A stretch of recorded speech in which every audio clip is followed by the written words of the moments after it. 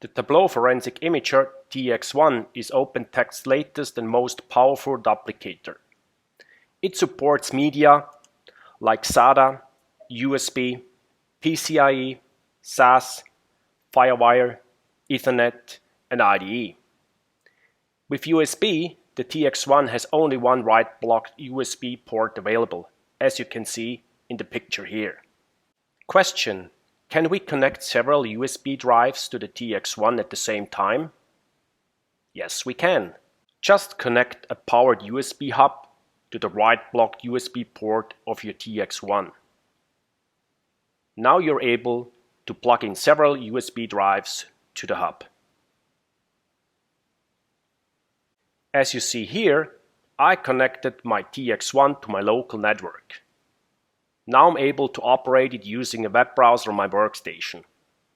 The source button to the lower left indicates that all 4 USB drives have been recognized. The source overview shows detailed information about the source drives. For example, the serial number of a specific drive. Now, to create one or more forensic jobs, I need to define the destination first. I could either use a direct attached drive or a connection to my local network storage. I will go for the second option.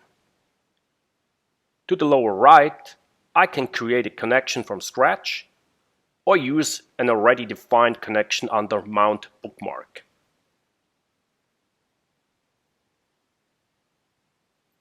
Everything's ready now to create forensic jobs.